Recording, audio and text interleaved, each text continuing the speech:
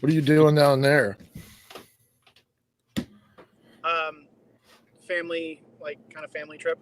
Yeah. All right. Let me. How come I take up so little of the screen if I turn it this way? Yeah, there you go. There you go. That's better. Even weirder. All right. Let me. What's up, John? What's up, Sevens? Let's get this live. I hope all of your players score 0 points today. Yeah. I know. How you feeling about it? I haven't even looked at my lineup. I think my bad connection has started already.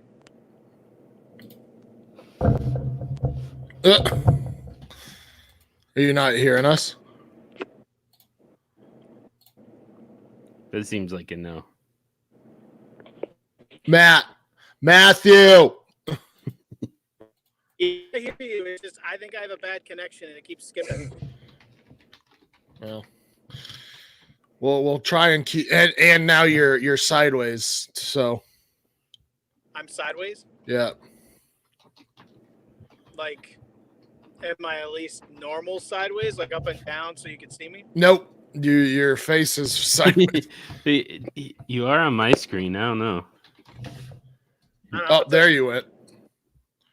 Hey, here we go. I don't know which way I'm looking now. All right, hold on. There's one. Now I got to look to the side. It's all weird. Week 15. Back it up.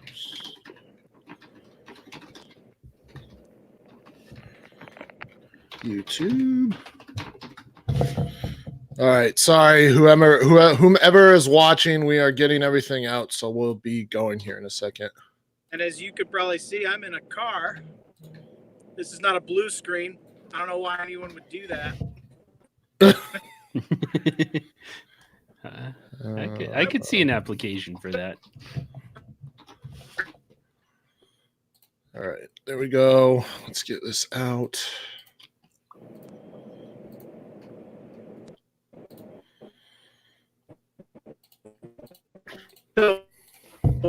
Yeah, your connection is in and out here.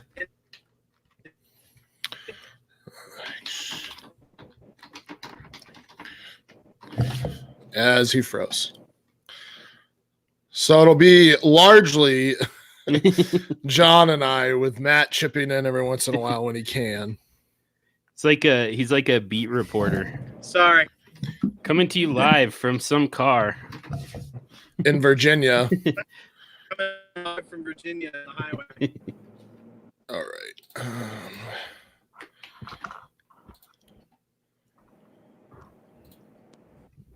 If I do this, is my face all weird on the screen, or am I like actually right side up? No, it's sideways for me. I don't know what John has seen. Yeah, it's right side up for me. I don't know. I'll do this. Oh, it's weird. I'm trying to do it so you can I can be I can be closest to the. You're gonna randomly hear the navigation system. It's all part of the experience. Yeah. For everyone who's wondering, no, I'm not driving. That would be. I'm like looking up sideways. I just keep. Oh. All right, everybody, we are live. Stompy here with Superflex Dude at John Hogue and Matt Williams for the first time in a while. How are you, buddy? It's been a while. I'm pretty good. Yeah, I had some stuff, some family stuff come up. Sorry, everybody, but I am here today, coming to you live from the highway in Virginia. Yay! Traveling's fun. It's not. So I guess we'll get started because again we have all 16 games or all 32 teams playing this week. So we'll get started with our first game, and we'll start with your Packers there, Matt. Packers or Chicago Bears at Green Bay Packers. Gonna be a cold game, and it's two very good defenses against the pass at the very least. I mean, Green Bay hasn't been the best when it comes to pass defense over the past few weeks, but Mitchell Trubisky's riding a hot streak here. Aaron Rodgers, not so much. Single or below, I believe, like 16 fantasy points in 4 of the last 5 games. What are we expecting here? You think it's going to be a low-scoring game, especially with the cold and the Bears a little bit more susceptible to the run, and Green Bay a lot more susceptible to the run?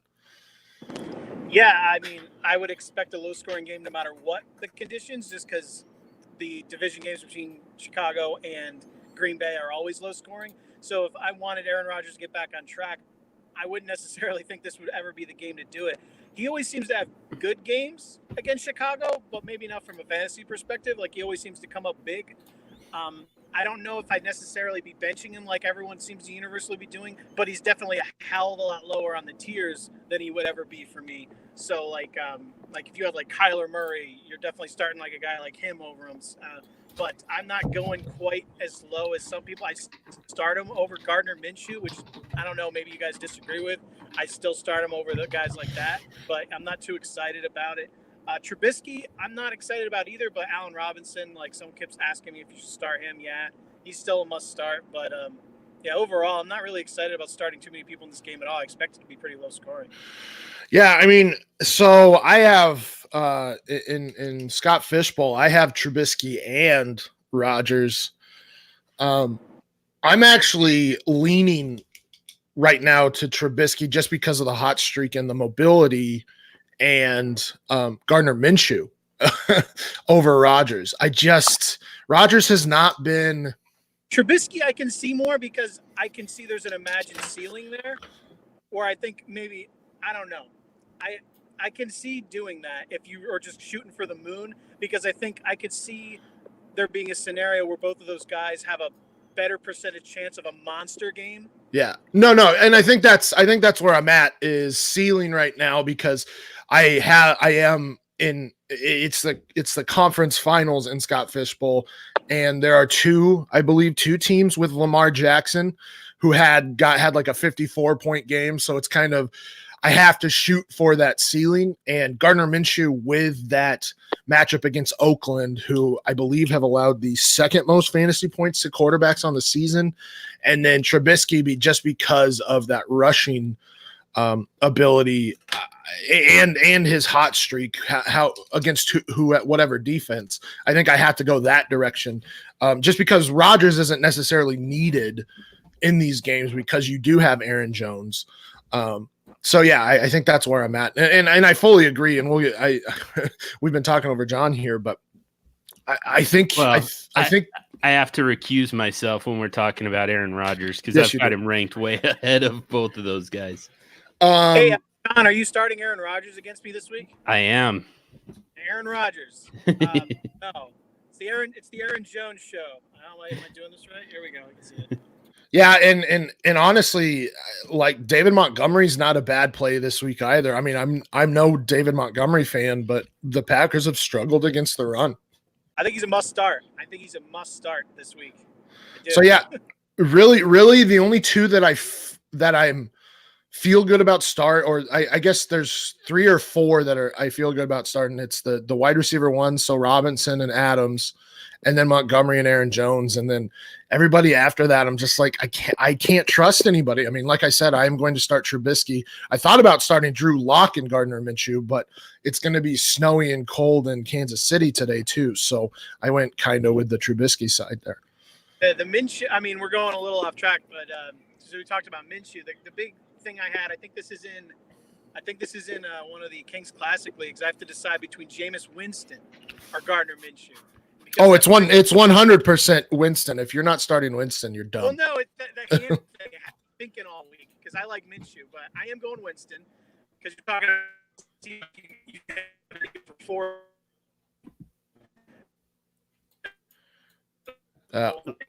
yeah. You cut out there, but I'm guessing you're going with Winston because of the 303 and 3 line that he's always going to have. So yeah, I mean, not much to talk about that game. Probably going to be relatively low scoring. Divisional game, cold. Probably going to lean on the run there. So we'll move on. Patriots at Bengals. I mean, I'll say this. I mean, there's not really anything to love about this game. I guess Edelman is about the only one that you can really like. Just because he's the videography is a must start. The Patriots the Patriots taped the Bengals, so they're ready for this one. Sure. You had to get real ready for it. Yeah. But yeah, I mean, last week I thought Michelle was going to do a lot better. He didn't do anything. James White didn't do anything.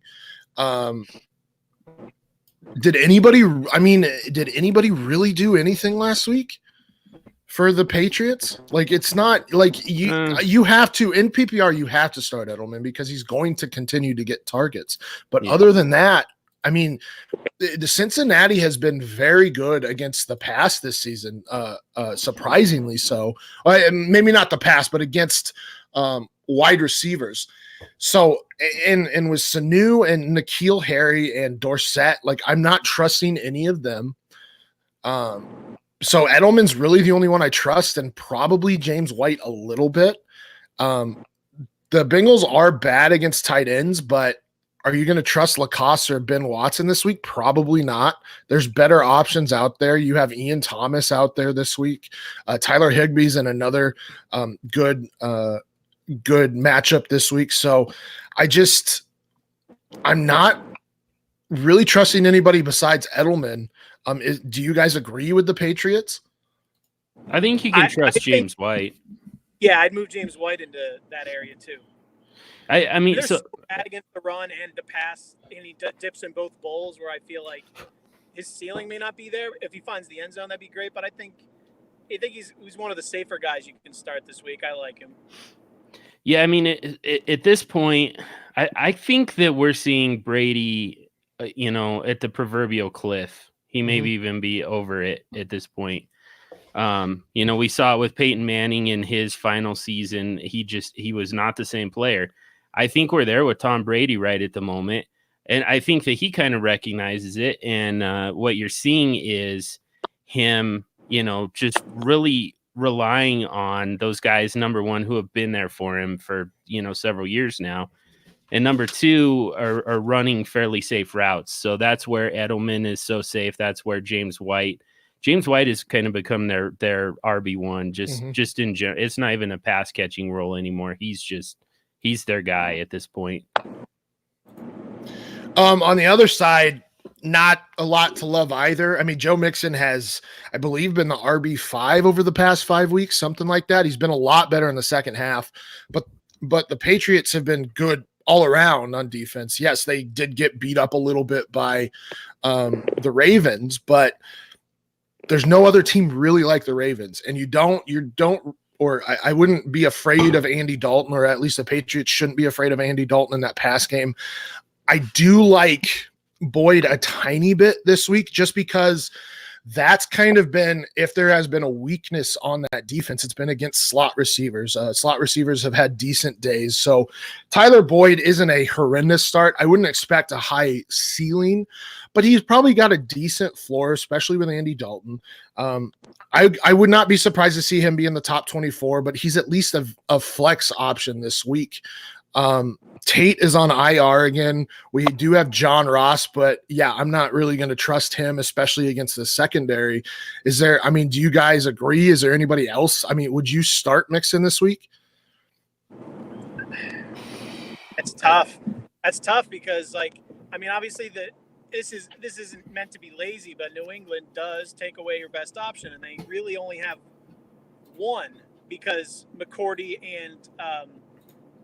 and Gilmore kind of do a good enough job in the pass game by themselves, just in cover, where they can really stack the box against Mixon. But he's kind of been dealing with that all year anyway. And you could say game scripts probably against the Bengals. It's like that every week. So I think if you have Mixon, you just gotta have to take your medicine and roll him out there. There's not too many guys. Like, if you had Mixon or James White in this one, and you had to start one of them, you're still starting Mixon, right? Even though we could probably all agree that White is probably the better play. Are you starting him over Mixon? Because that's probably the decision, right? That line, right? I'm starting White. Is that the line that we're kind of talking though? Like anyone below White?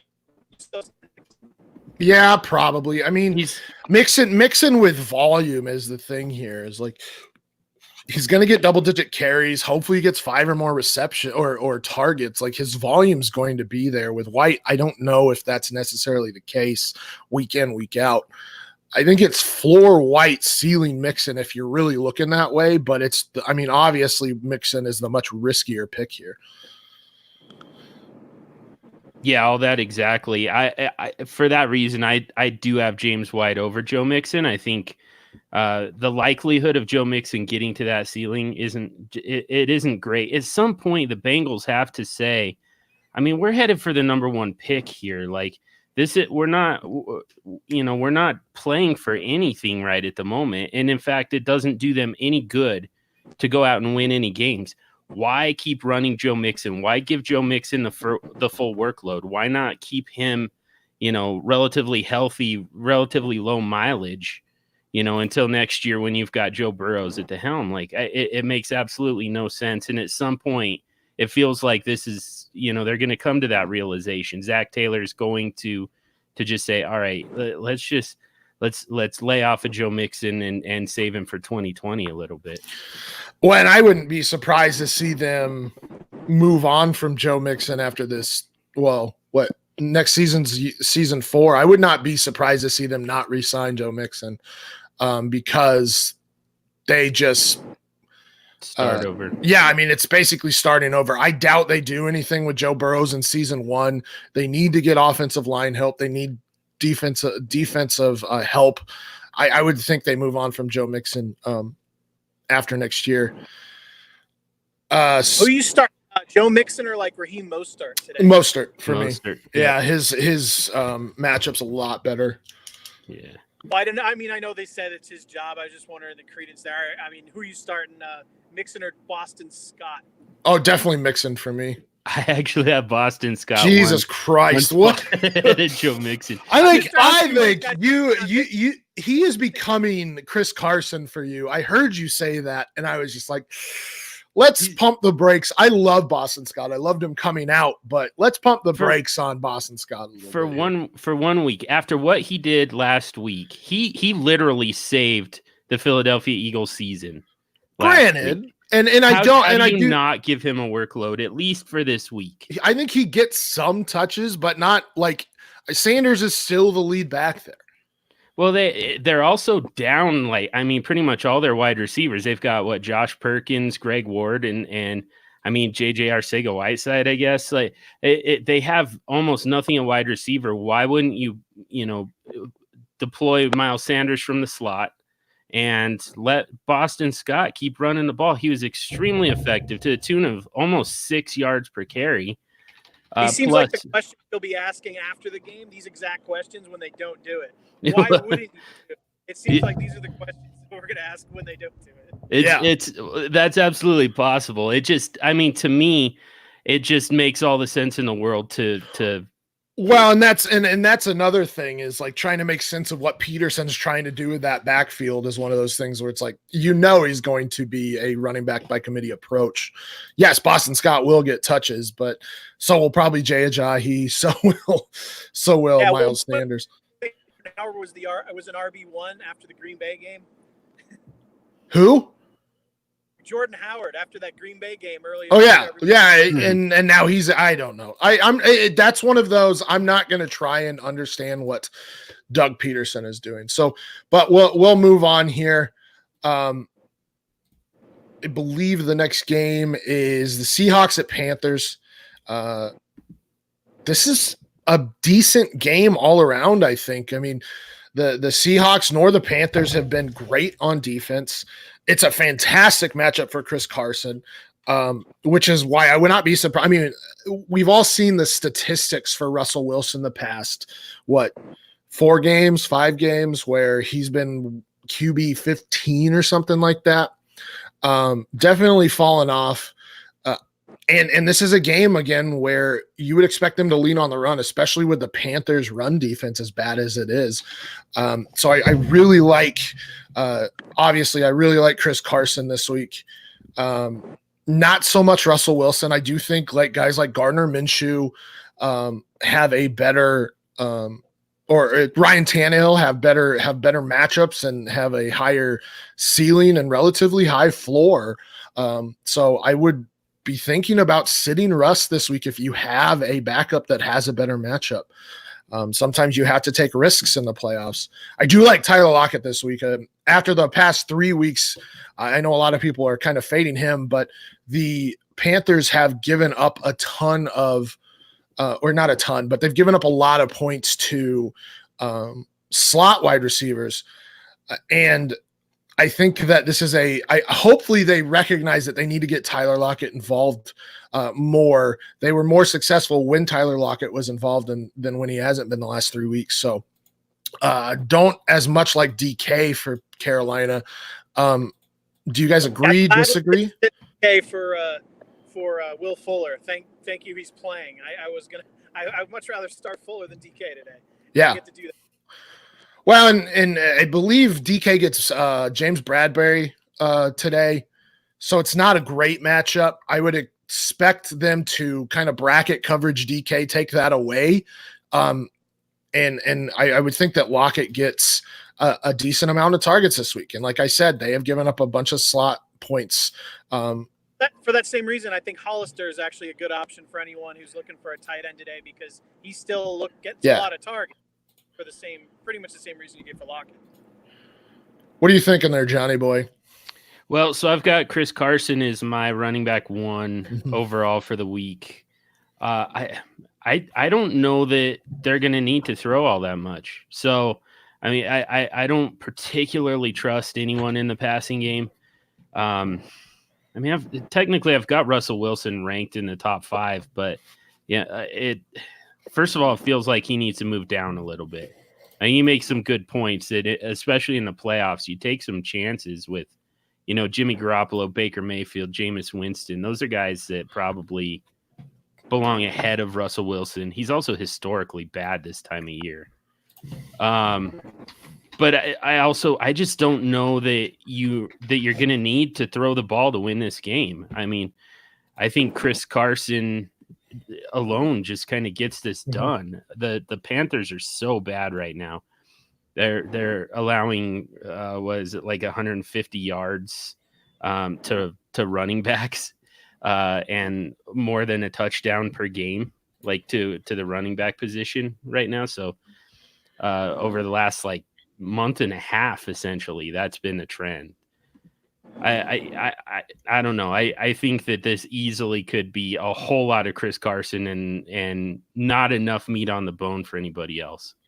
I can get behind that.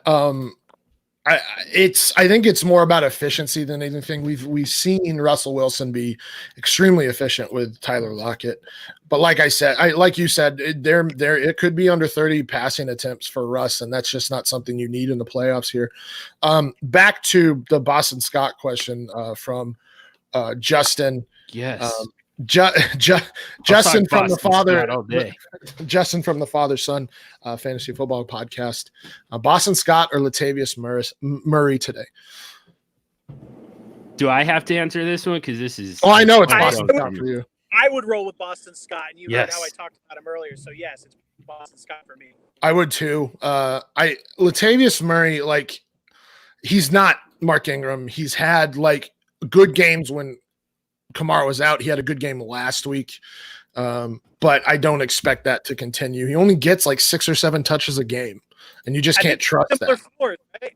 They have similar floors. Even if you don't believe in Scott, they still have similar floors, probably. But Latavius doesn't have the ceiling that Scott could have, right? Right. That's what I think. Yeah, I think the floor is there for Scott, and he is probably going to get a lot more touches than Latavius Murray. All right, on to the Carolina Panthers side of things.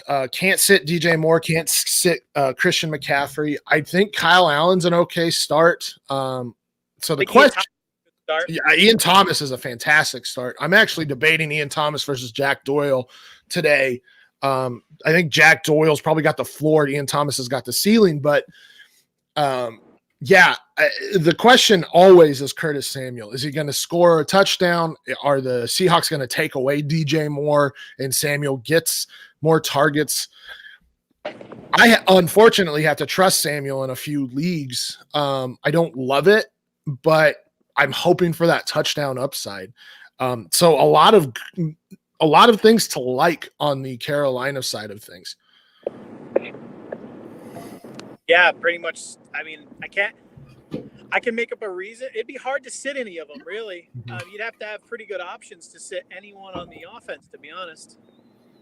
So, yeah, I agree with everything you said. I like almost everybody. Kyle Allen, I would think you probably have a better option than him just because there's so many high-end quarterbacks and then so many low-end ones with good matchups where I would think that he probably wouldn't start for me. I would be probably upset if I had to start him this week with as many other quarterbacks that I like. Oh, I don't like it, but yeah. In our Dynasty Diagnostic League, he's the only starting QB that I have healthy or is starting. So I have to. Superflex, I hear you're happy to start him always. Yeah. No. He's my QB1. He's the only QB I can start. Matt Stafford's injured. Nick Foles got benched. It's not great. Gross. I don't love it. By the way, right at the moment, Seattle is the absolute worst team in the NFL over the last month against tight ends. Ian Thomas for me over Jack Doyle for sure. And I've got him over Austin Hooper and Hunter Henry too. I agree with that. Bad matchups with the Vikings and the 49ers this week. Yeah, I mean, Ian Thomas got 10 targets last week, caught 5 for 57 yards and I believe a touchdown. So you would expect, and that was against, who did they play? I can't remember who they played last week. Anyway, that was against a better team against the tight end than Seattle. So everyone's better. So yeah, I would expect Ian Thomas to have a good game this week. All right.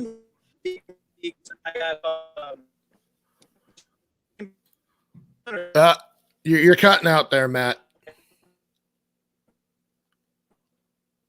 Oh, he cut out there. We'll move on to our next matchup, Texans at Titans. Another matchup where not a lot to hate here.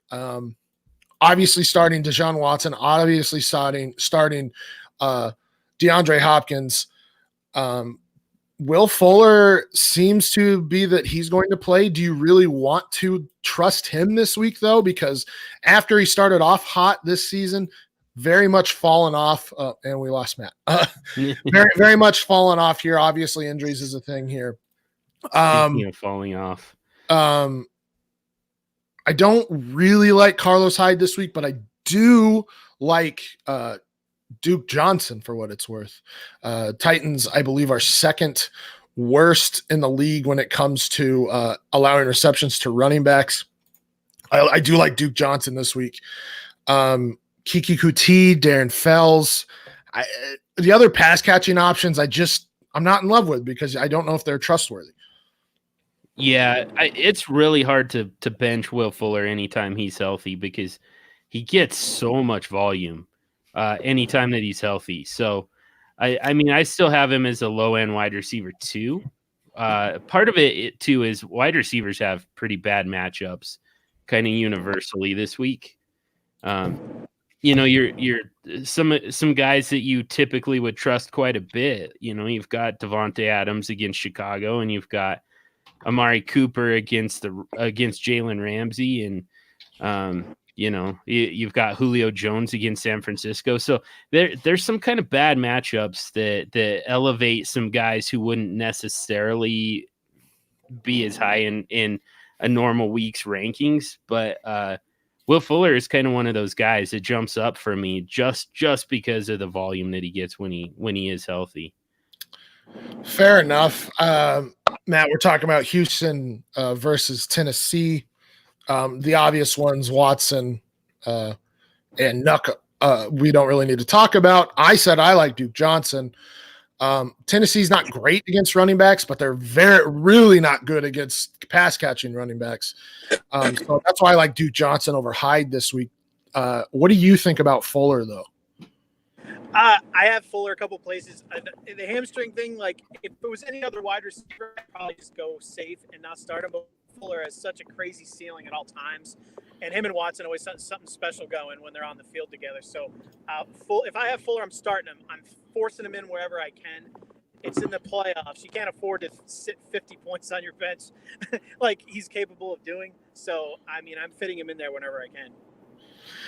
Fair enough. On the other side, and this is the interesting one here. Ryan Tannehill has been I believe the QB3 since he took over as the starter for Tennessee.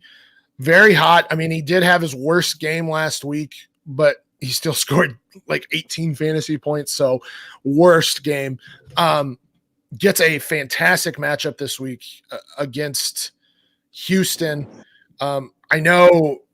I believe earlier this week we saw that John would sit Aaron Rodgers for Ryan Tannehill. Is that right, John? I would sit most people for Ryan Tannehill, so don't get too excited. All right. But he's my quarterback 2 for the week. I've got him ahead of Pat Mahomes. From my statistics, or where I grabbed statistics at FF Today, Houston has allowed the most fantasy points to quarterbacks over the last 5 weeks.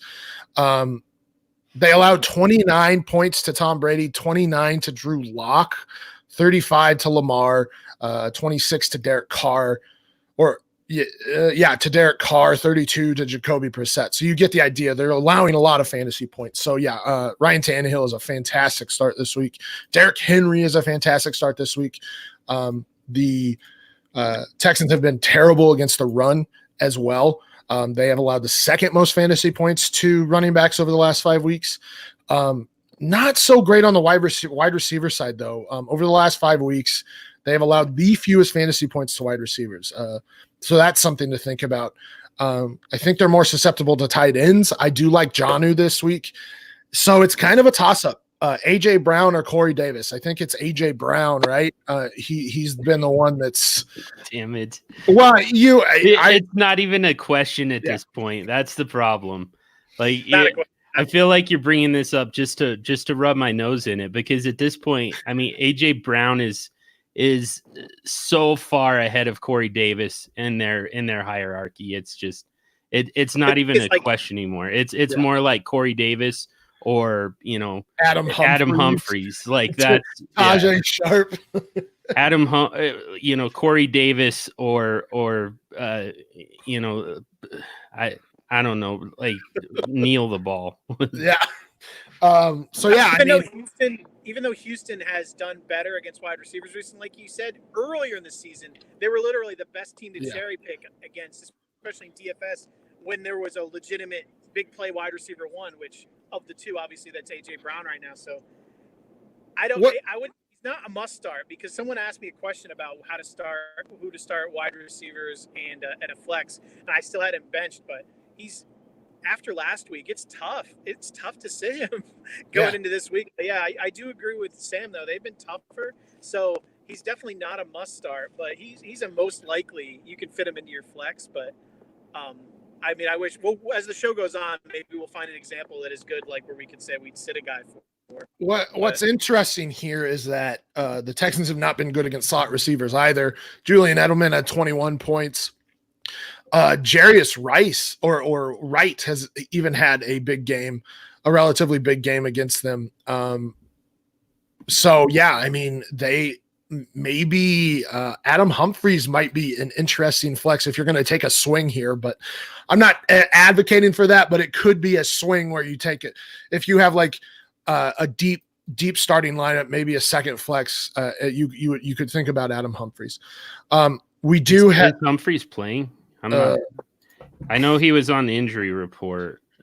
He was questionable. So, no, he's ruled out. Sorry. So maybe Tajay Sharp then. Not Tajay Sharp. Who's the other one? Never mind. Just ignore that.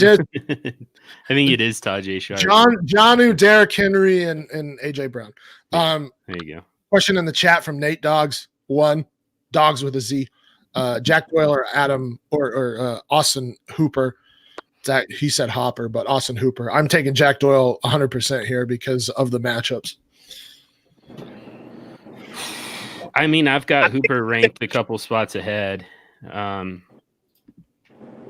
mean, it's not that big of a difference in the matchups, and the problem is, Atlanta loses Calvin Ridley. Ridley, those targets have to get funneled somewhere. I think Austin Hooper could absolutely be playable here. If I had to place money, you have to bet your life on one of them having the better game, I put it on Doyle. If I needed a guy to explode and win me a matchup, it would be Hooper. So that's the guy I would start. Hooper as the guy who could catch multiple, have a monster game, with that ability. So that's why I'm leaning that way. It's close for me, like it is for John, though. But I go Hooper. But I do agree with Sam that it is the better matchup. But I feel it's too inconsistent with what they do there in Indianapolis. Where Doyle, even though it's a good matchup, if he gave me a 2, it wouldn't shock me. It would me. I mean, he did put up a dud last week in a great matchup, but John talks about volume and missing people. The Colts are missing like 3. They have like 3 wide receivers on IR. T.Y. Hilton might come back today, but Ebron's gone as well. So I feel like Doyle's going to get more of the volume than Hooper will, but we'll see. I mean, I wouldn't be unhappy starting either. Yeah. Hopefully not too many people will have that choice to make. Fair enough. Moving on to our next matchup here, Dolphins at Giants, kind of a battle of gross. I think. I mean, not. I mean, they're game. I do. I think all right. I agree. I agree. It's 2 not good defenses whatsoever. I mean, I'm going to say something that might be a little controversial just because Saquon has not been great this year. But you can't really sit him, right? I mean, it's the Dolphins. You can't sit Saquon. But he has not been good and he hasn't been healthy, and that's my issue here. Like you can't expect, let's just say 15 plus fantasy points and get an 8 from Saquon and be okay with it. And that very easily could happen. Yeah, it could. He's still top 5 for me. Based on the matchup, based on the volume that he can get. So, I guess it's kind of one of those things that we talk about all the time. That regression's coming. I mean, you can't get that type of volume and not do anything with it forever. Especially if you're a player as talented as Saquon Barkley. There's regression coming. I could definitely see starting somebody like Nick Chubb ahead of him. That might be about as far as I'm willing to go, to be honest with you. Some of the other with 2 running backs and a flex where you could possibly sit him against the Dolphins. But I totally buy the argument though. If this was a tougher matchup, I could totally see sitting him. I could. Yeah. I really like Darius Slayton. He has been the wide receiver 3, I believe, over the past 5 weeks. 2 monster games, 2 mediocre games, but he still got you double digits. He's playing 81+% of the snaps every week. He's basically playing, or he's playing a significant amount. So it's not like he is being efficient. I mean, he has been efficient, but he's not like it's just efficiency here. He is getting volume. At least he's playing. And there's nothing to really like about the Miami Dolphins secondary. So it seems like Slayton's kind of been a favorite target of late. And I really do like Slayton this week.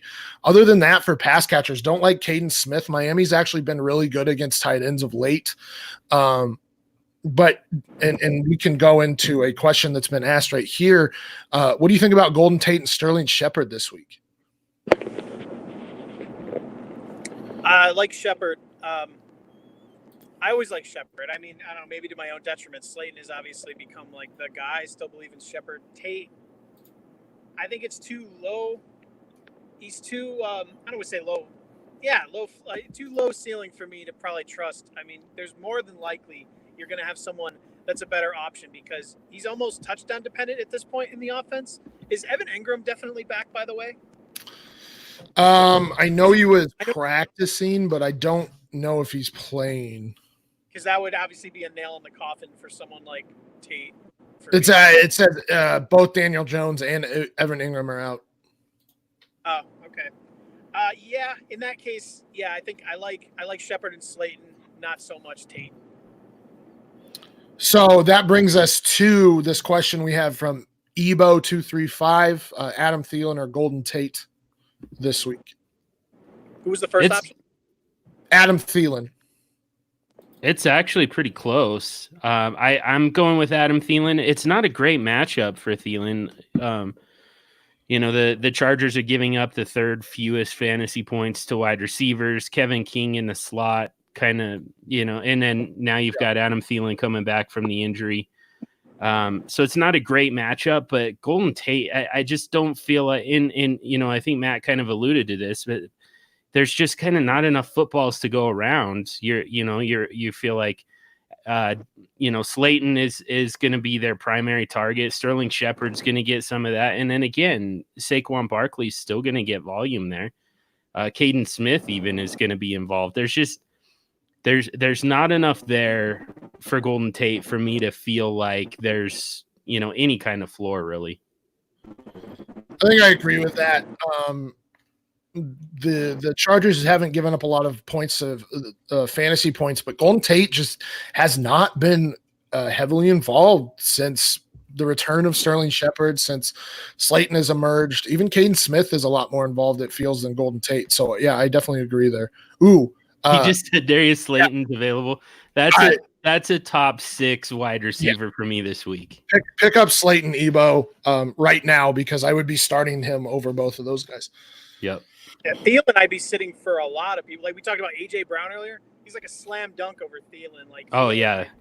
I mean, in this case, I like Thielen, like we said, over Tate. But yeah, Thielen, he'd be on the bench on most of my play. If I rostered him, he'd be on the bench on almost all my playoff teams right now. I think no flex for him.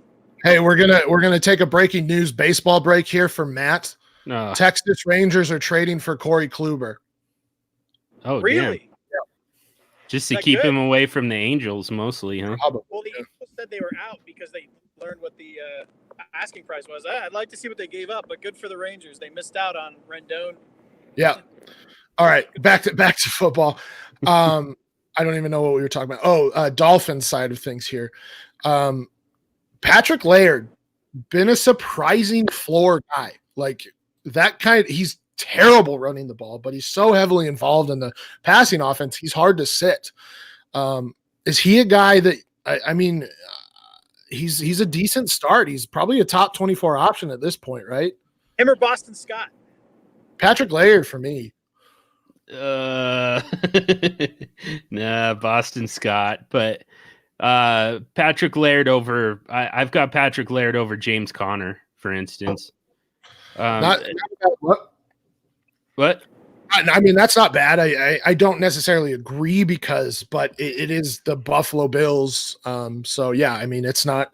I don't agree with it, but I'm not going to yell at you for how I normally would here. Hey, earlier when I got out, I was actually saying when I saw James Conner was back, but he was going to split carries with Snell and Samuel. I took him out of my lineup and I put in Ian Thomas to go double tight end with George Kittle this week, and I just didn't want to start James Conner. This is more about James Conner. I love Ian Thomas's matchup, like we talked about earlier, but just James Conner's a different animal. I am not looking to start him this week.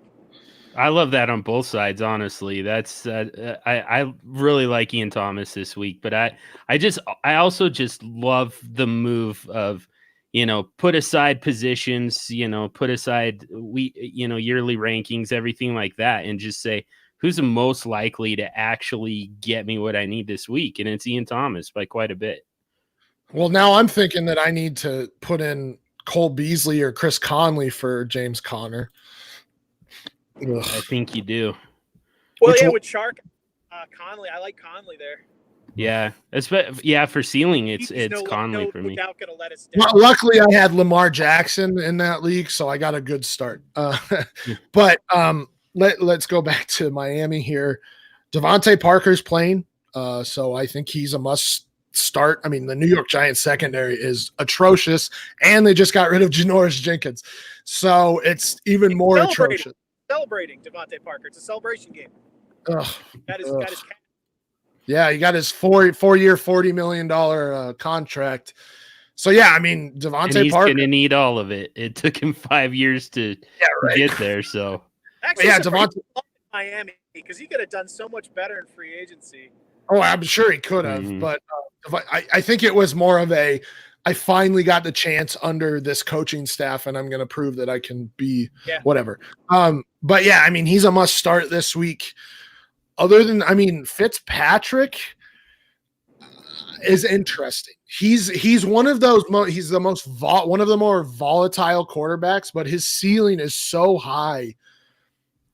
Like I said, if you face somebody that had like Lamar Jackson, let's just say Lamar Jackson and Andrews, they had a Lamar Jackson and Andrews stack, or Lamar Jackson and Ingram stack, and you need to take a swing. And let's just say you have like Matt Ryan versus Ryan Fitzpatrick.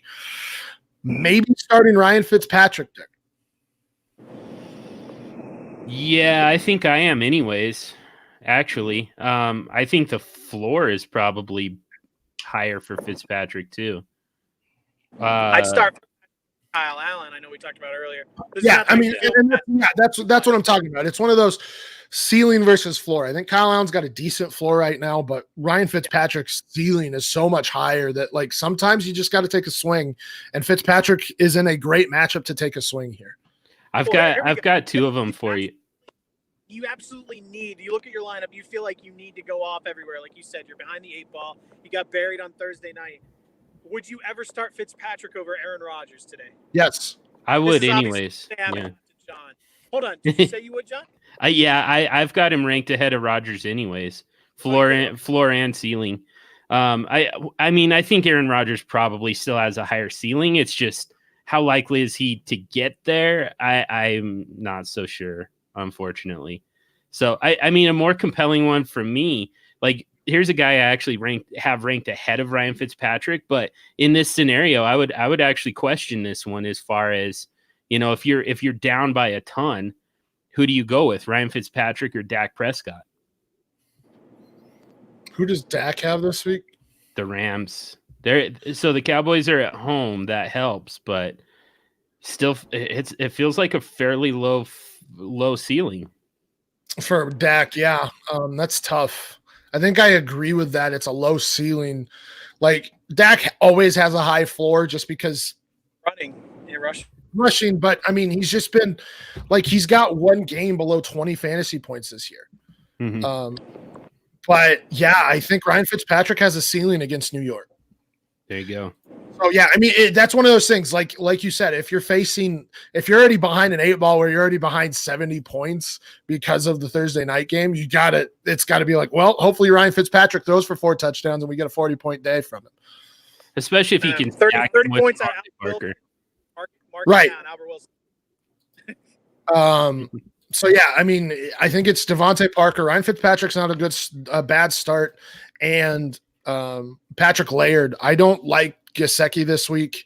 I think New York's been decent against tight ends, though. They did get blown up, I believe, last week. Is that right? Yeah, by Zach Ertz, but I mean, it was mostly Boston Scott saved the day, got him down into scoring position, and then Ertz cleans it up. So, I mean, it was 2 touchdowns was kind of the big thing. Right. Ertz got volume, I'll say that, but he's Zach Ertz.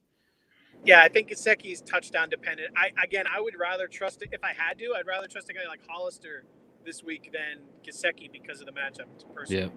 Yeah. All right. A lot of Boston Scott talk here. We'll go on to the Eagles at Washington. Everybody's so good. I know everybody's injured for the Eagles. John makes a good point here. Everybody's injured for the Eagles. You're not trusting any of the wide receivers there. JJ Arcega-Whiteside. I refuse to say that. Mac Hollins. I mean, I think Goddard's a good start. Obviously, Zach Ertz. But with all of the injuries, Is Wentz a good start this week? Is Wentz a QB1 this week for you? No, not quite. Quarterback 14 for me. So, ahead of Gardner Minshew, ahead of guys with tough matchups like Kirk Cousins and Mitch Trubisky, Matt Ryan. But, some guys I would prefer, like Jared Goff. We just talked about Ryan Fitzpatrick. There's a great one for you. I would prefer Ryan Fitzpatrick by a fair amount over Carson Wentz. Well, okay, so what about Rodgers versus Wentz? Rodgers, but just barely. I want Rodgers, but a bit. I don't like Wentz at all. How do you feel about? I think I like Kyle Allen over Wentz. Honestly, I do. Do you? Wow. I don't like Wentz at all to this week. All right. How do you feel about Goddard this week, especially with all of those injuries? That puts him. He's not quite a tight end 1 for me, but he's close at tight end 13. And actually, I think he probably gets bumped down a little bit. Part of this was I just don't like OJ Howard in general, and particularly the way they use him. But I think I'm going to move him ahead of Dallas Goedert. There's a good chance that he absorbs some of Mike Evans' work. But yeah, Dallas Goedert is kind of right on the verge of being a tight end 1, as probably the second or third receiving option for that offense. I think the Eagles score 0 points today, and that might have something to do with the fact that John's starting Dallas Goedert against me. Am I starting Goddard? I haven't even looked. I believe last time I looked against me. So 0 points for Eagles. I mean, I don't like to tinker with my lineups at the last minute, so I'm probably not going to change that. But yeah, I do have Goddard. That's pretty ballsy. I tinkered Jamison Crowder out of my lineup on Thursday. Thank you, Jamison Crowder. I'm gonna pivot to Noah Fant. I don't like to do that. Like I said, I don't like to change at the last minute like that. But I like Noah Fant better. I think you just got in your head there, John. He did, and he did that on purpose. It's bullshit. So we all know. I think we all agree that Boston Scott's probably the running back to own here this week. Maybe not. Miles Sanders probably gets involved in the passing game, but do you like Miles Sanders as even a flex option this week? I know John probably doesn't at this point, but not for his rushing. If you're talking about standard scoring, I have no use for him. But in PPR, which most people are playing, I think Miles Sanders is easily a flex option. He's kind of a borderline RB2 for me. I think I had him in that league where I was starting Ian Thomas at my flex. I'd have a hard time. I'd probably go Sanders, but I don't know if I would. But that's like the tier I'd put him in. Yeah, I've got him ahead of James Conner. I just don't trust James Conner to make it through a game. Not with a full workload, but I've got him ahead of Devonta Freeman in a bad matchup. I've got him ahead of Sony Michel in a good matchup. I've got him ahead of both Tampa Bay running backs. So, he's a high end flex for me. Fair enough. Let's go to the other side here. Washington. AP's not a horrendous start because of volume here, but he's really the only one that I like in this matchup, really. I know McLaurin had the touchdown last week, but you can't trust Dwayne Haskins week in, week out, and that means you can't trust who's catching passes from him. So I'm not really starting anybody except for AP on the other side. Do you guys disagree? I'm trying not to start Adrian Peterson either, honestly. Yeah, I don't like AP just because the Eagles are so good against the rush. I am starting McLaurin only because Haskins can have a terrible game and McLaurin still do well because that Eagles secondary can get burned deep, and you really only need it to happen one time for you. And I think it could happen 2 or 3 times with a touchdown mixed in there. So I like McLaurin. I'd start him over Adam Thielen, for example, this week. But he's on the lower end of the flex spectrum, but I do like him.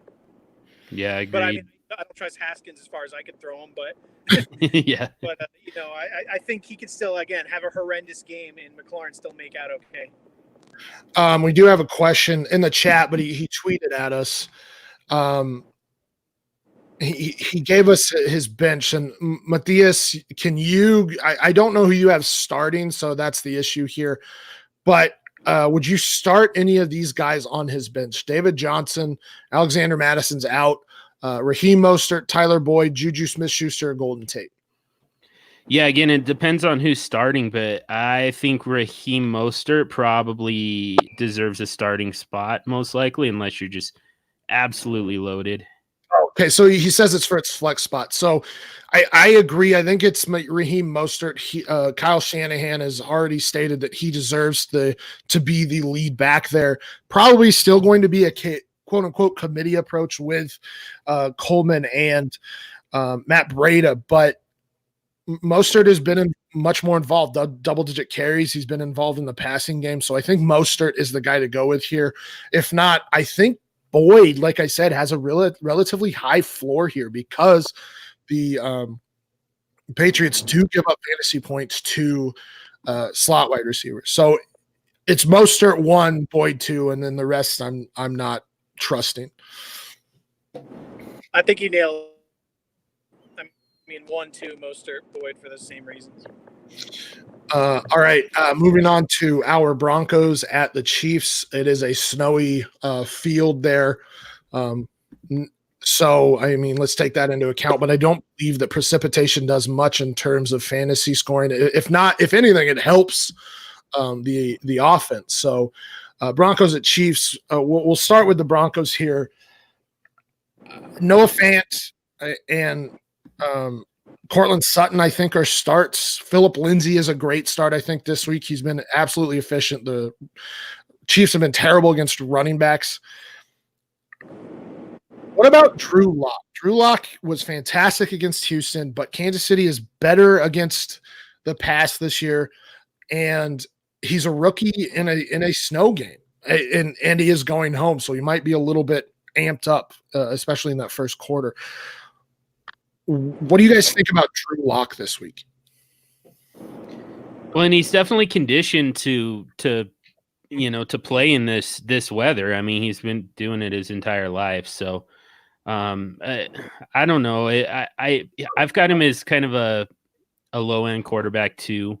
So super flex, he's startable. It's just the big problem is Kansas City is just not. They're just tough against the passing game. Making some nasty faces at me. You don't. Well, no, I got a DM. Somebody has asked me if he should trade Carson and Geis, but then they would have to flip seconds. And I was like, no, get out of here. Geis has injured his knee 3 goddamn times. Yeah. I wasn't a face at you. Okay. It's like you're really bought in on Drew Lock. I have Drew Lock. I do have Drew Lock on that Scott Fishbowl team, and I thought about it, and then I saw snow, and it's relatively cold down here, and I can't trust a rookie in the snow against Kansas City. Yeah, I mean, he had pretty optimal conditions in a great matchup last week against Houston. He doesn't have any of that this time. The first game, there was a lot that people liked about the way he played for fantasy purposes. Though in that first game is he only threw for 123 yards. Like that's well within the range of possibilities here. Yeah. That you get very minimal yardage. You might get some short yardage touchdowns. And again, I mean, this matchup is just set up on a tee for Phillip Lindsay. Like this is a quote unquote smash spot for him. So, I don't think that they're going to necessarily have to use Drew Lock a whole lot. We talked about it with Seattle. I think Denver's kind of in the same spot here. You just run the ball because Kansas City can't stop you. Are we not going to talk about the ex-girlfriend narrative that Drew Lock has going for him in this one? No. Like I said, he's probably going to be amped to be home, but it's such there's a lot of things going against him in this one.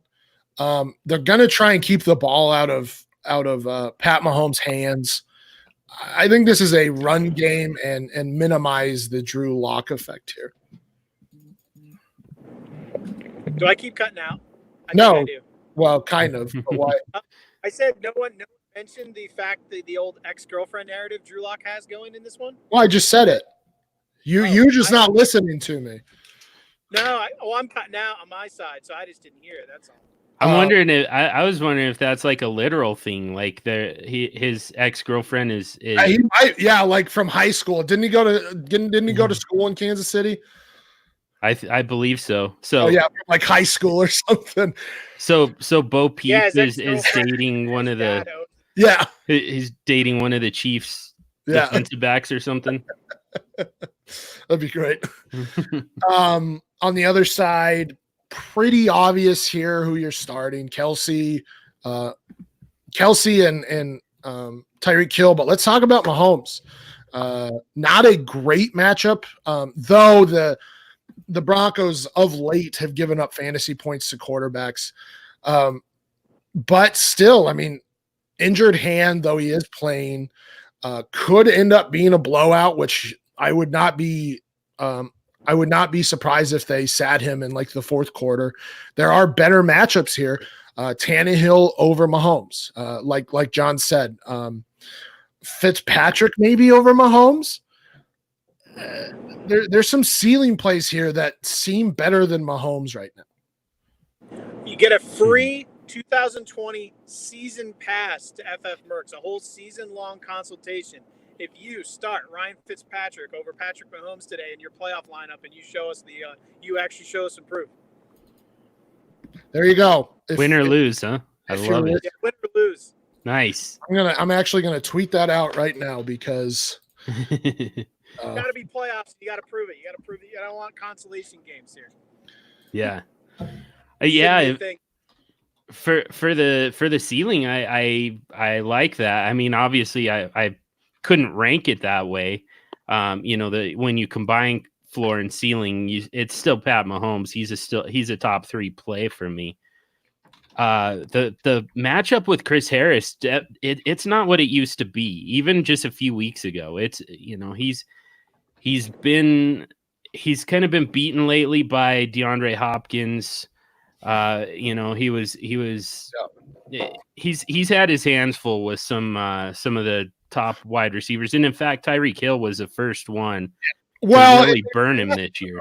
Tyreek Hill is basically matchup proof at this point. He can do it all. He's small, but he can do the 50-50 balls. He's so fast. Yeah. They use him in the run game. They use him in trick plays. He's just going to do everything. So you can't really afford to bench that. Right. But what I think that it does is neutralizes a little bit the effect that Chris Harris, typically would have on a Pat Mahomes, whoever your quarterback is. Normally you have to consider Chris Harris, but in this case, I don't. I think that Tyreek Hill can still help Pat Mahomes get to some high end QB1 type fantasy points even against Chris Harris. Sure. So yeah, I mean, and I'm not advocating for sitting Mahomes here, but there's just, like I said, and I will continue to repeat this. Sometimes you have to take swings in the playoffs, especially if you face Lamar Jackson here. And I think Ryan Fitzpatrick is one of those swings. I don't think Tannehill is so much a swing because of the matchup and because of the way he's been playing. But there's definitely some swings that people need. If you had to put up points and you're in a little hole, would you start Winston over Mahomes because of the weather? With the matchup, I think I would. Yeah, I think I would too. I'm a little nervous about Jameis Winston without Mike Evans, but I still think that he has a much higher ceiling. Well, and it's Detroit who's been terrible. That secondary's been awful. Darius Slay has been awful. So, yeah, I think it's Winston this week. Yep. Is there anybody else there? I mean, I'm not the running game's just not there right now. We know like Hardman gets like 2 targets and one of them always goes for like a 50-yard touchdown, but are you trusting that? Demarcus Robinson, Byron Pringle got in there last week. Are you trusting any other pass catchers besides Tyreek Hill and Travis Kelce this week? Yeah, I don't even know. Not really. Watkins, and starting Ian Thomas. Oh yeah, I forgot to mention Watkins, and that should just tell you exactly how I feel about Watkins. I still think that he's probably the next most trustworthy of that entire group, but I mean, even then, he's not even. If you have to start 3 wide receivers in a flex, then Sammy Watkins almost makes it in for me. So I'm really trying not to even consider almost anyone we discussed for flex this whole show. He's behind all of them for me. Anyone seriously just flex, I think. Yeah, plus a bunch of other guys. Yeah. We do have a question on our tweet here. Laird, Connor, or Freeman in PPR? What was the first players? I heard Connor and Freeman. Laird, Connor, or Freeman? Laird for me. Yeah, me too. Jeez. That's awful. Yeah, Laird. Yeah, the only reason I could think of Freeman is just because he's been so involved in the pass game, but it's such a bad matchup. Yeah, that was the only. Yeah, Connor's not in the conversation for me. It was between Laird and Freeman. Yeah, but Laird for sure. All right, moving on to our next matchup here. Buccaneers at Lions. We just talked about Jameis Winston, Chris Godwin. This is kind of a prove it game for Chris Godwin without Mike Evans, but I'm not concerned about it because it's against the Lions and there's not really anybody that's going to be able to cover Chris Godwin. So the next question is, of the 3 that you would possibly take Evans targets, would you take Miller, Perriman, or Watson? Watson. I'm taking Perriman. He's the only one where his role doesn't change. The Miller and Watson really kind of cannibalize each other. Yeah, I think I agree there. Though Justin Watson did get 8 targets last week. Was Miller playing last week? No, Miller was out last week, I believe. So, yeah, I mean, I agree. I think I like Perriman more. We've seen him do some things the last couple of weeks. We've seen him be involved in and out all season. Whereas, like you said, Watson and Miller could very easily cannibalize each other. So I think I agree with that. If you need to take a swing again, I'm taking Perriman there. Definitely for the ceiling, Perriman. I mean, the big thing that he does, so where I think that they can really make up Mike Evans in the aggregate is the deep stuff is Perriman. I mean, that's pretty much what he is straight line speed. And then, the for the chain moving, more shorter and intermediate stuff is probably OJ Howard. Would be I mean, the Lions have actually been decent against tight ends of late, so I don't love either of OJ Howard or Cameron Brate today. I think this is going to be double-digit Godwin, and then you'll see like Perriman and Watson and Miller get some targets.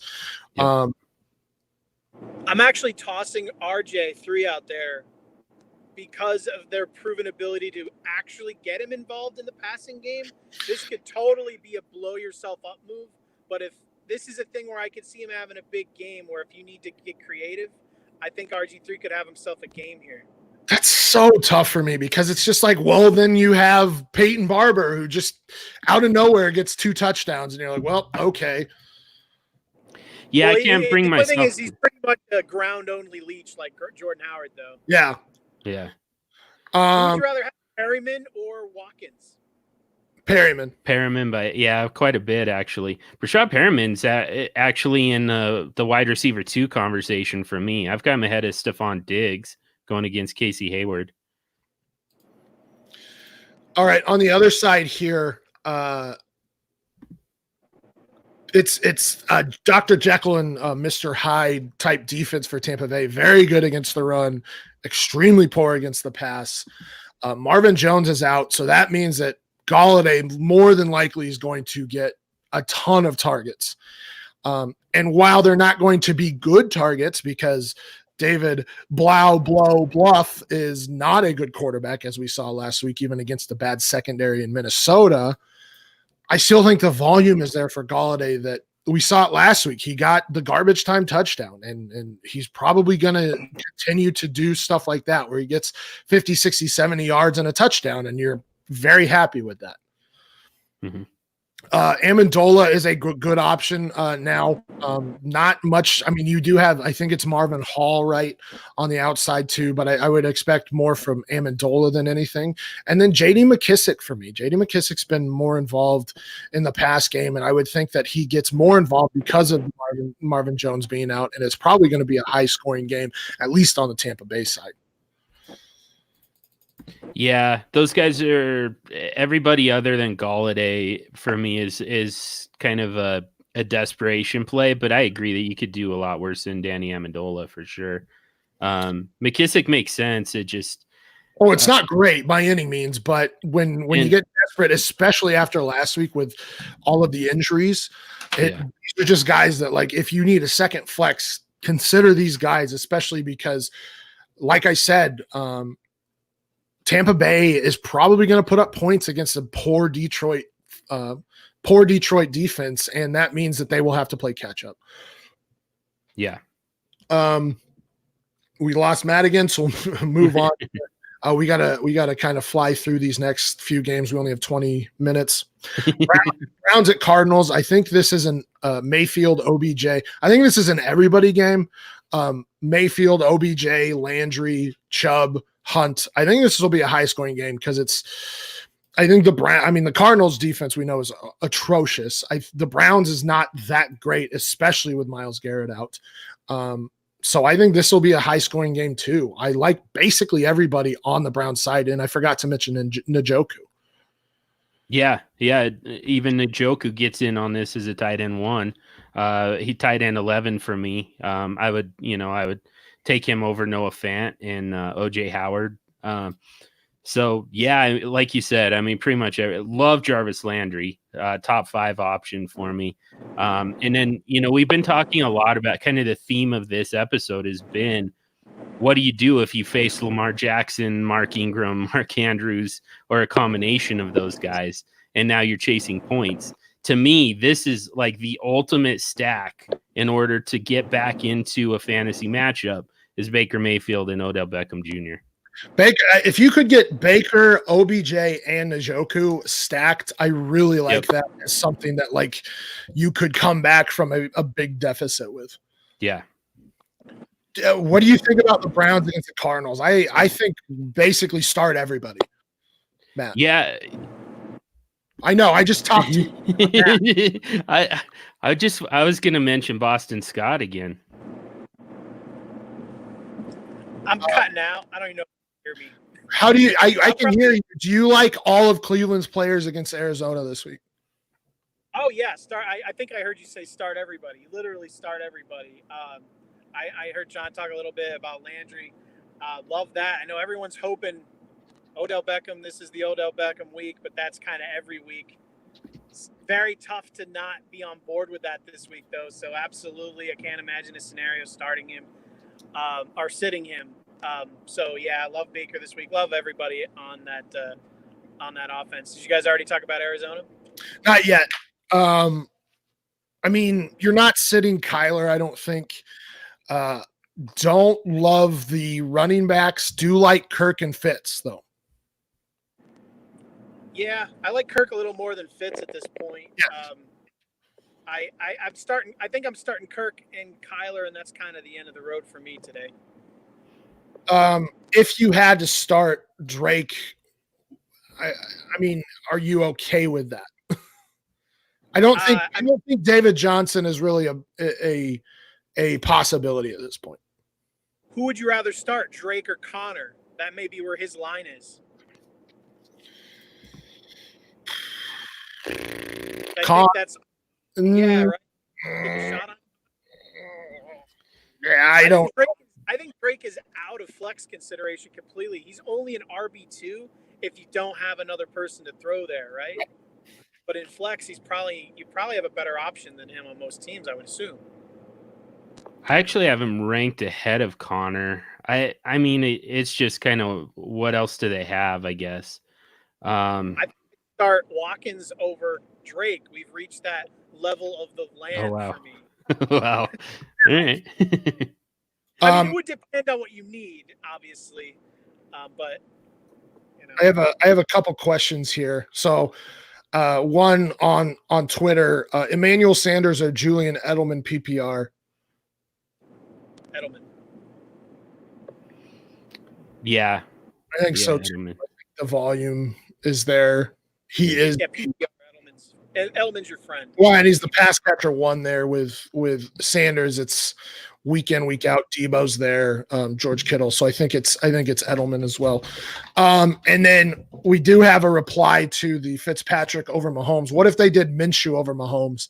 I said deal. Yeah, deal.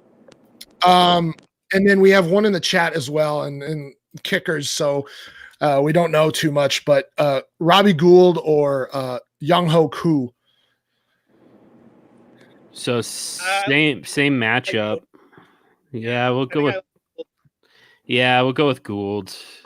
Just more opportunities to score, I think. I'm going Young Ho Koo because I think that the Falcons will move the ball, but because of the defense, they will be stopped and not score a ton of touchdowns or even very like one or two. And Young Ho Koo has had double-digit fantasy points, and I believe 20 plus. He's had double-digit in every game and 20 plus in I believe 2 or 3 of those games. So I'm going to go with ceiling there with Koo, but that's way too much analysis for kickers. I just say field goals usually don't come into garbage time, and that's all the Falcons are at this point, right? Yeah, fair enough. Like I said, we got to move quickly here. Jaguars at Raiders. Start everybody except for Tyrell Williams. Tyrell Williams just has not been involved since week 8. So that means that start Josh Jacobs. Start. What's the deal with Jacobs? What was his status? I know he's playing. Questionable. Good. Okay. Yeah, he's playing, and it's such a good matchup that he doesn't even have to, like, they could put him on a snap count, and I think he's still 15 carries, and he's probably got 100 yards. Yeah, and it actually makes DeAndre Washington he's a pretty low end kind of flex 2 consideration, but I think there's enough there for even him to get involved if you're desperate. I think the interesting guy in the game is probably Conley, right? You mentioned you might start him earlier, but with Shark out, he's the guy that's the most interesting in that flex area that we've been talking about that whole show. Where would he slide in if you're talking about like Kenyon Drake, Laird, Watkins, like that general area? I would take Laird. I would take Laird first because for floor, but Conley's definitely the risky ceiling there. Yeah. Yep. I do like D.D. Westbrook in this matchup as well. I think he's kind of the outlet for Gardner Minshew this week. I like Gardner Minshew as a ceiling play personally and a floor play. And then you can't forget about Darren Waller, who is effectively the pass catcher 1 for the Raiders. Now with Tyrell Williams not playing with I didn't see if Hunter Renfrow was playing this week. I doubt he is. I believe he's on IR, and then Foster Moreau I think is also out. So no. Renfrow is practicing, but I don't know if he's playing. No, he's not playing, but he did practice. So yeah, I think, and that's where DeAndre Washington comes in for me, is like they are down pass catchers, and maybe DeAndre Washington gets in there as a pass catcher. Yeah. I love how all the NFL players like to kind of shit on fantasy when they have a bad game. Like their own fans are mad at them also for having a bad game. You had Leonard Fournette come out this last week saying all he wants for Christmas is to score some touchdowns for his fantasy owners or something. So love that. Do it. Just don't wish for it. Do it. God. He's still the RB3 overall for me. I mean, you can't sit Fournette ever. No. Oh yeah, I didn't mean to. It's cool to hear. All right, moving on to our next matchup here. Vikings at Chargers. Dalvin Cook, Edelman, Gordon, Allen, and then I get starting Diggs, but it's such a bad matchup. And Kirk Cousins isn't a good start either. Hunter Henry's not a great start. Like, it's just, when you look at this game, there's a lot of guys that you like, but not a lot of people to start. I think it's the running backs and then Keenan Allen, basically, for me. Not a lot to like on, really. Yeah. Diggs barely. Yeah, Diggs makes it in as a wide receiver 2 for me, just barely. But I mean, again, Brashad Perriman is a guy I'd rather take a chance with. Darius Slayton, Devontae Parker, AJ Brown are much, much, much better starts. So, not really any pass catchers I'm super interested in there. Who would you rather start, Stephon Diggs or DK Metcalf today? DK.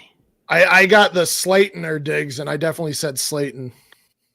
Yeah, Slayton by a lot. DK is somewhat close for me, but I have him and Lockett back to back at 18 and 19. And I mean, even with that hedging, I still think they can both probably get there. And DK is definitely more likely.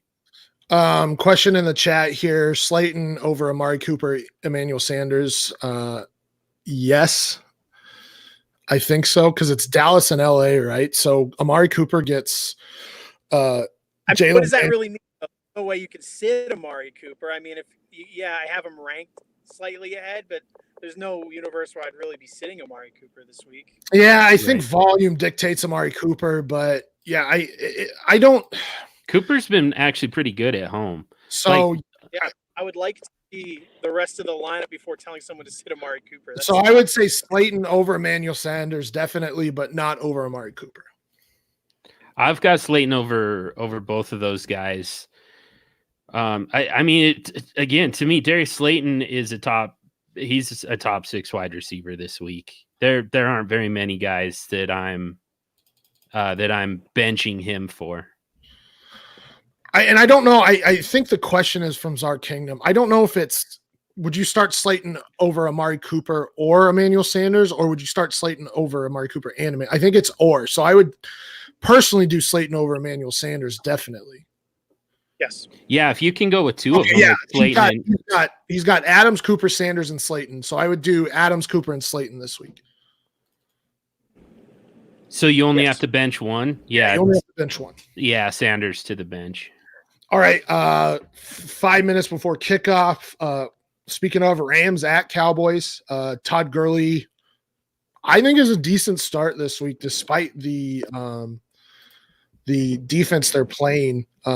He's been more involved. Dallas has not been the best against the run. Devin Singletary had a game against them. Bo Scarborough even ran well against them. Dalvin Cook absolutely crushed them. Saquon Barkley caught 6 of 8 passes. So I think Todd Gurley's a very safe play. Robert Woods, I don't think you can sit at this point. The dude has just been crushing it of late. So that leaves the question with Cooks and Kupp. Are you starting? I don't think you're starting Cooks anywhere. But what about Kupp? Barely. I think that he's kind of again, we keep talking about ceiling. I think Kupp is kind of the opposite. If you're protecting a lead, you had Lamar Jackson go on Thursday. I think Kupp is a perfect guy to kind of help you protect the lead. I think he's got a pretty high floor, not much of a ceiling, but kind of a low end or kind of a high end flex consideration for me. You say over Terry McLaurin. Say Cobb or Kupp? Kupp. Cooper Kupp. Oh yeah. Yeah. Definitely not the matchup proof guy that you want to start every week now, but it's tough to sit him because he can have those explosive games. And then I think Higbee is a fantastic start, especially with Everett out again. The Cowboys have not been great against tight ends this season. And Higbee has gotten a lot of targets, especially with Everett out. So I think you have to start Higbee in a lot of places this week as well. Yep. On the like more. Who do you like more, like Higbee or God? Who are we talking? Who do you like Higbee or OJ Howard this week? Higbee. Yeah, Higbee by quite a bit for me. I didn't know how much the Evans bump might have given Howard.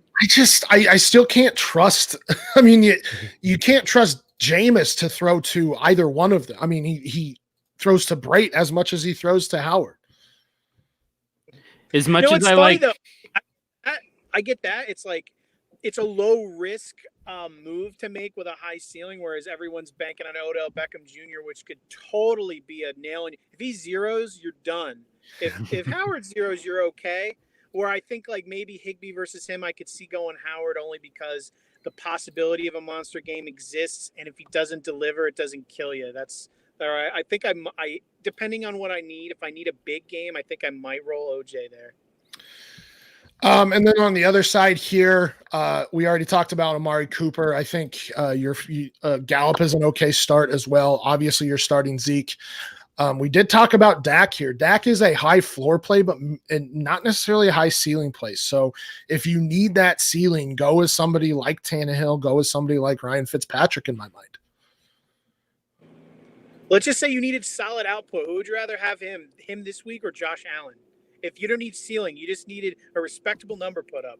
Dak. Yeah, Dak. Because Josh Allen can do what he did. I mean, he faces a very good defense in Pittsburgh, and he could put up numbers that he did last week against Baltimore and just sink you.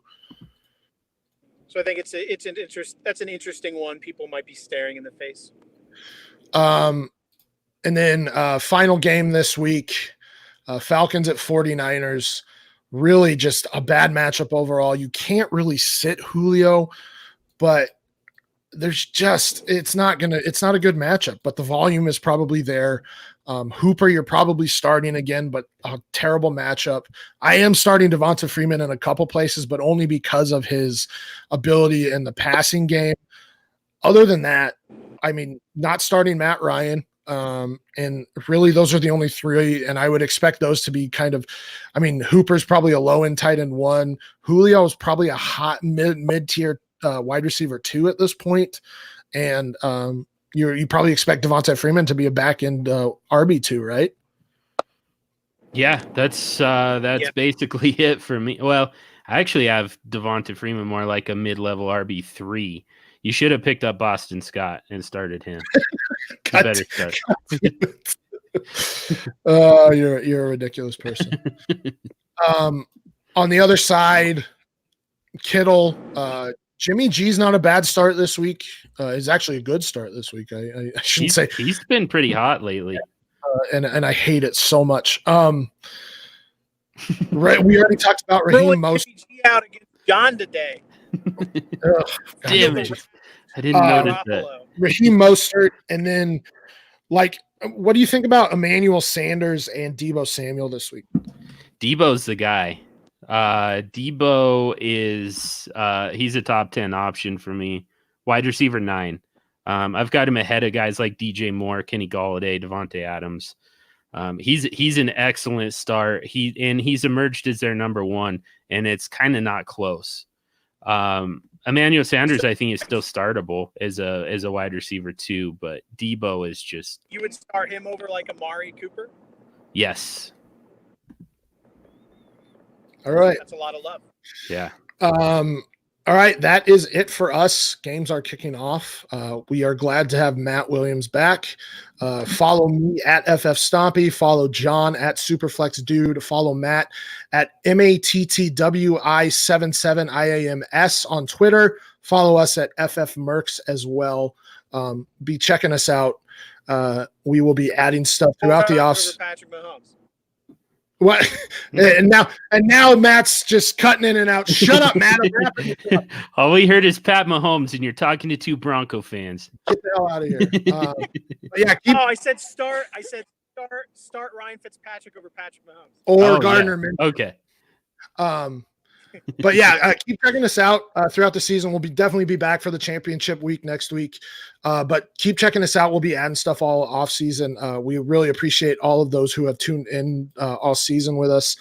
And I guess good luck in the semifinals, and hopefully you make it to the finals. Goodbye, everybody. Bye-bye.